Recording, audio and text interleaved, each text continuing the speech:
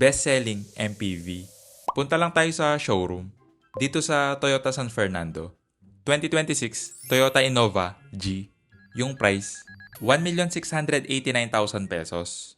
Halos same pa rin yung design ng front fascia sa previous model. Yung headlamps, halogen, wala ring DRL. Pero yung fog light, LED. Walang front under engine cover, pero okay lang siguro. Two-tone 16-inch alloy wheels. Naka-disc brakes sa front, drum brakes naman sa rear. Chrome yung side mirror cover. Walang camera, pero may paddle lamp naman. Wala ring blind spot monitor. Medyo mababa lang yung ground clearance para sa ganitong MPV. Chrome yung door handle. May keyless entry naman, pero walang smart entry. Check natin yung interior. Brown fabric seats. Manual seat adjustment sa driver. Same sa front passenger. Sa door panel, hard plastic. Fabric naman yung armrest. Power window switch, pero driver window lang yung automatic. Leather wrap with wood accent yung steering wheel. Naka-hydraulic power steering to, kaya medyo mabigat pa rin yung feel. Tilt adjustment lang tong steering column. Rotary type ignition. Analog gauge cluster with multi-info display. Hindi ko lang masyado gusto yung style ng gauge cluster. Parang madumi siyang tignan. Pagdating sa visibility, okay naman. Medyo mataas yung ride height. Kita pa rin yung hood ng konti. Hindi rin sobrang kapal ng A-pillar kaya less blind spot. 7-inch infotainment screen. Hindi ko gusto yung ganitong screen.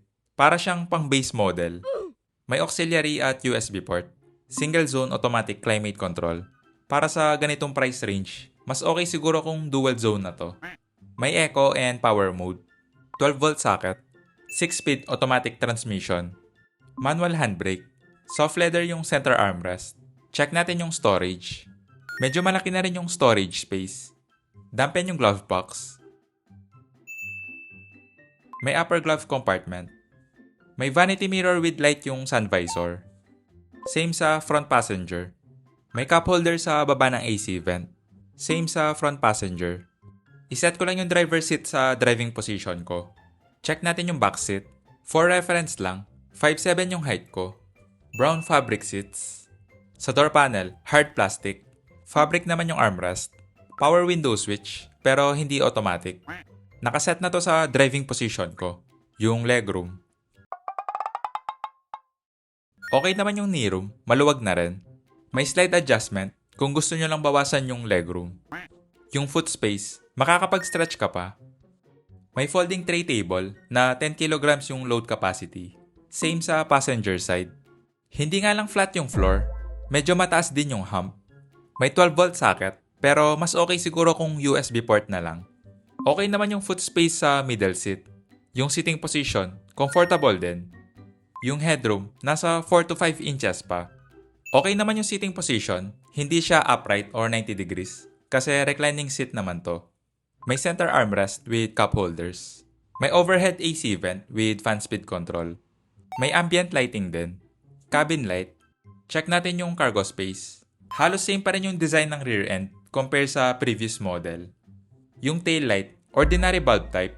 May reverse camera, parking sensor, manual tailgate to na okay lang naman. Ganito yung space pag naka-fold yung third row. Walang underfloor storage.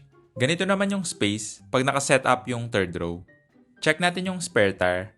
Naka-alloy wheel. Iset ko lang sa backward position tong second row. Medyo malaki na rin yung opening. Itry ko lang kung mahirap bang pumasok.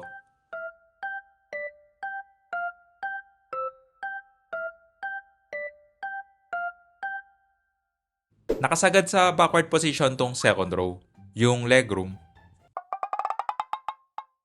Wala nang space, tumatama na yung tuhod ko sa backrest. Yung foot space, makakagalaw ka pa ng konti. May hump din dito sa side, kaya limited yung foot space. Yung headroom, nasa 3 to 4 inches pa. Yung sitting position, okay lang. Hindi siya upright or 90 degrees. Pero hindi siya comfortable para sa size ko. Reclining seat din to.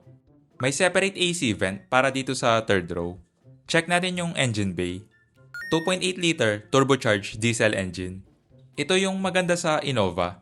Malaki yung engine displacement. Based sa engine specs, siguradong maganda yung performance nito. Pa-like na lang and subscribe. Paalam.